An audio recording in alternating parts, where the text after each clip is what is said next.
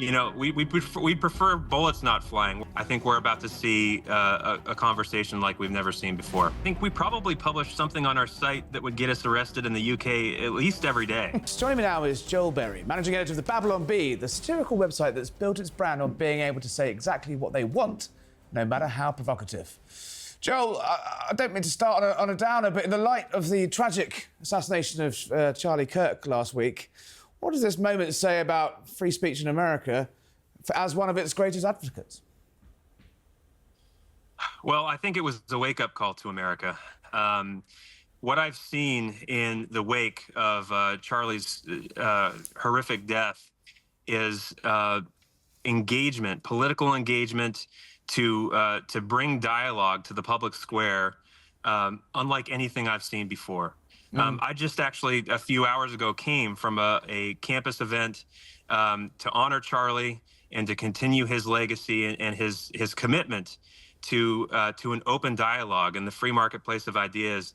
And so I think, his death is tragic, but I think what it did is it spawned a million more free speech advocates.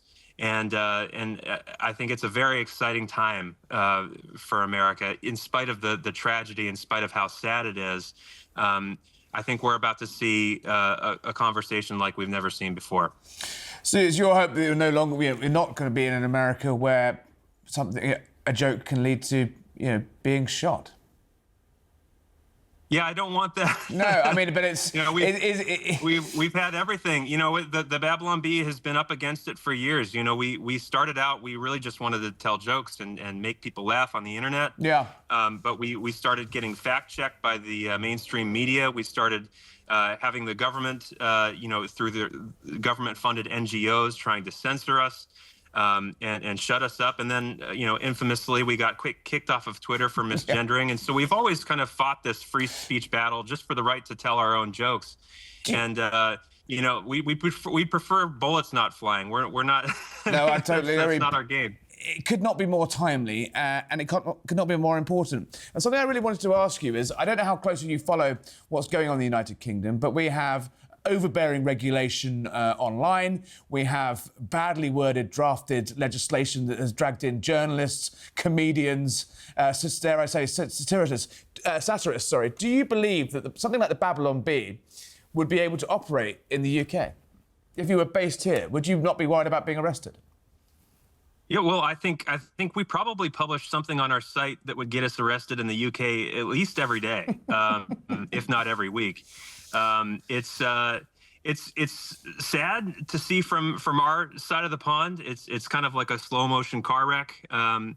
What we see happening in the UK, and we really we're praying for you guys. You guys are kind of our big brother, and we don't want the light of the West in Europe to die out. And so the thing that we see with mass immigration and kind of this falling away from God that has happened over the last 100 years, my hope to turn this around for you guys is that there will be a resurgence of faith. I want to see a spiritual revival, because so long I think people have put their faith in this idea of kind of like this secular democracy, science will replace religion, and we'll all kind of like work towards this utopia.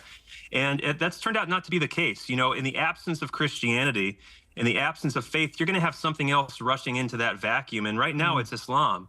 And it's a huge crisis in the UK. We see UK, becoming you're quickly becoming the Middle East. I don't think it's quite as bad as sold. I mean, we have our problems, but I'm not quite sure it's like that. But a warning. I appreciate that we are seen as a warning to what could happen when you start to meddle in free speech. You start to move away from the core traditional values of the West. Yes. But then you've got someone like Pam Bondi, and I'm flipped between DC and London, but I'm looking at Pam Bondi, who came out yesterday and said they need to start regulating hate speech, and it'll be the government that decide that.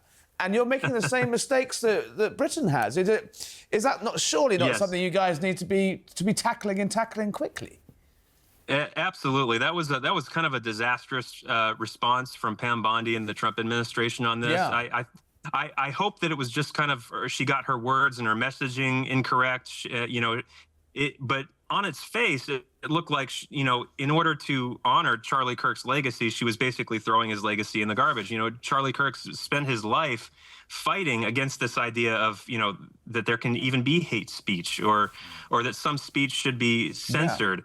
And so we have to remain committed to this idea of free speech, whether it's on the left or the right, no matter who it's against. We have to be able to air out these kind of